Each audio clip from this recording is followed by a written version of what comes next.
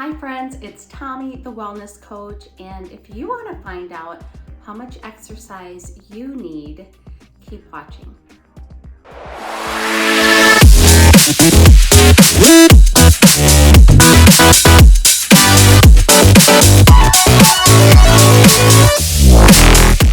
With so much conflicting information out there, it can be really confusing. How much exercise do you actually need? Is it just 10 minutes during the day, several times a day? Is it actually 30 to 60 minutes? Should you be exercising every day? How much? How often?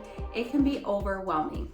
Well, I'm going to go through that to help you decide what would be the best combination of exercise and how much, depending on your goals. And that's truly what it is, depending on what is your goals. Is your goal just to live a healthy lifestyle? Is your goal to increase your fitness? Or is your goal to have weight loss? Or for maybe some, they want to gain muscle mass. So once you have that decision in your mind of what's the purpose, what do you want to achieve out of that exercise or physical activity, then you can figure out what should you do for exercise and how often. Well, it has been determined that the average amount of exercise that you should have for general good health, just the basics, is 150 minutes of moderate exercise per week and 75 minutes of vigorous exercise per week. Now, ideally and theoretically, you can divide that up to whatever fits your schedule. For some people, if you divide it out evenly for the moderate exercise, which majority of the population is going to do, that would mean 30 minutes of exercise 5 days per week.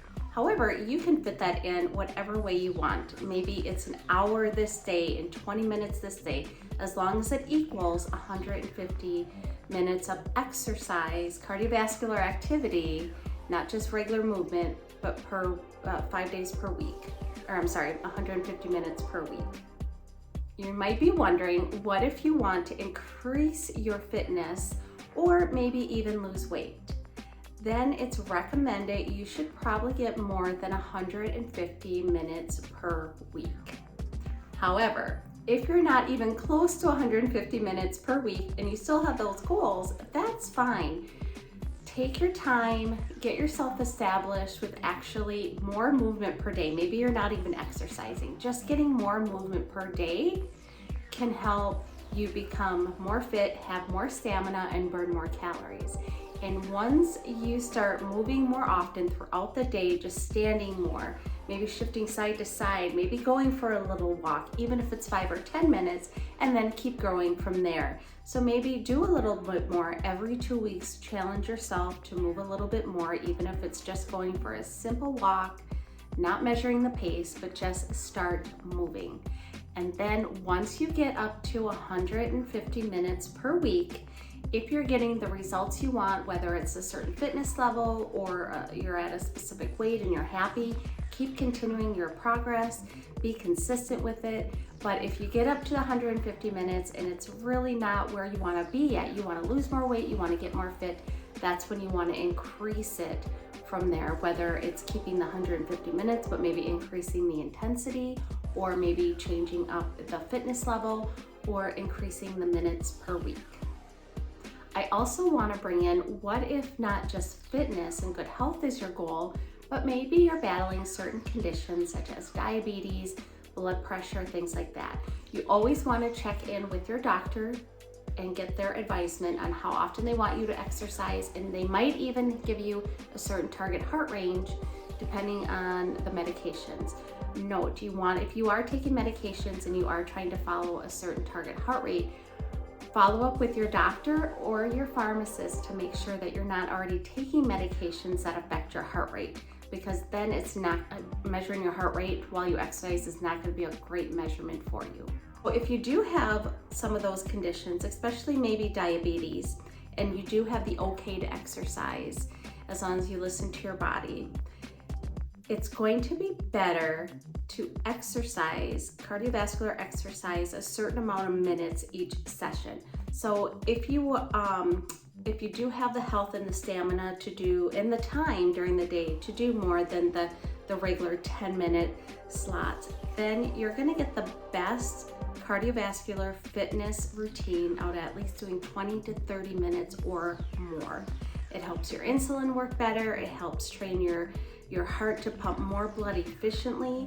So whenever you can get that 20 to 30 minutes or more of exercise, try to do that. But of course, things happen, and sometimes you might even just get 10 minutes in, or even if it's just 5, keep that consistency going. So you might be wondering, what type of exercise should I be doing? That also depends on your goals. So just move. I don't care what it is. If it's walking, if it's cycling, is it in the pool, whatever. Just whatever you have, whatever's around you, just move. That's gonna be the bottom line, most important thing. If you have all types of options of getting some type of movement or exercise in, that's gonna be great. You know, walking is awesome because it's very simple. You can just put on your shoes, go for a walk. You can walk in the house. Now, the only thing is it's just one plane of motion. This is what you're doing all day, every day, and you're doing it with your other daily life activities. So if you're able to shake it up with other exercise, it's great to include that in your exercise routine. So the more different types of exercise you include, the more fitness you can have for your body. So include walking, but maybe you're able to include some biking or some swimming to, have that different type of range of motion. Maybe it's rollerblading, skiing, anything that is fun that you will actually do is the most important thing. If you're someone that has arthritis or have some type of pain and you can't walk or do any type of exercise for long durations, that's okay. Let your body tell you when it needs a rest. So if you have arthritis, instead of, if you have a lot of pain or back pain to do 20 or 30 minutes of exercise, maybe you break that down into 5-minute segments during the day. Maybe every 2 hours, or maybe just 3 times a day, do some type of movement, whether it's dancing if that feels better because you just move certain parts of your body, or walking. Just do it for 5 minutes a day, but do it more often throughout the day.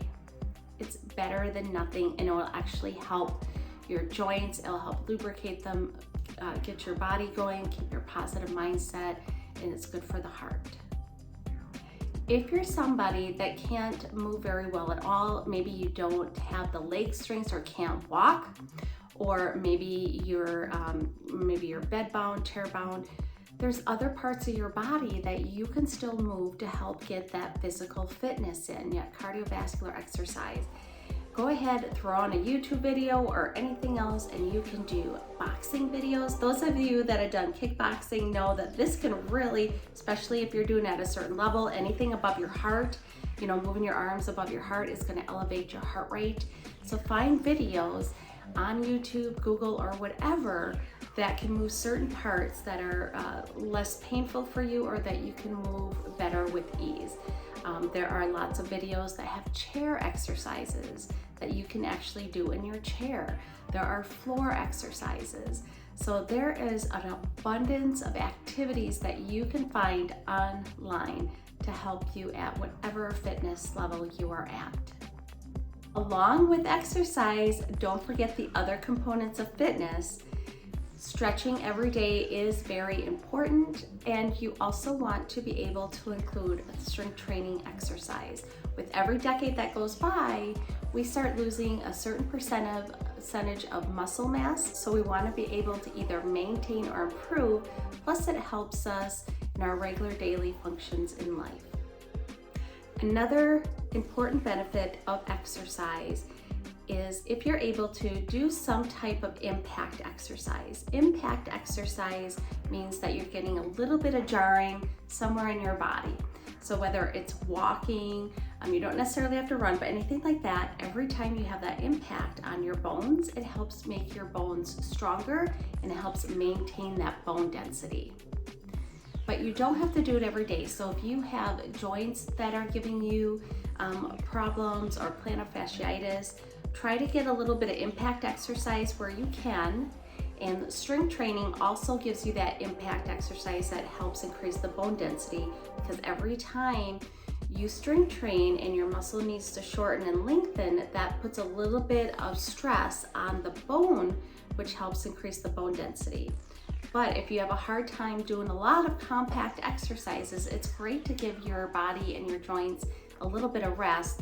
That's why you want to include some non-impact exercises also. So non-impact exercises, or low impact exercises is going to be pool exercises, or maybe the elliptical, because you're not jarring your joints on the floor. You're doing a smoother motion, biking, stair stepping, and other exercises like that.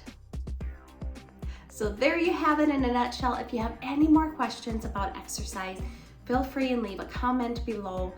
Let me know below, what is your favorite exercise to do? And don't forget to also check out below some free resources that I have available for you. Don't forget to like and subscribe and share this information with anybody else that you think would find this information helpful. I hope you all have a blessed day. Take care and get moving.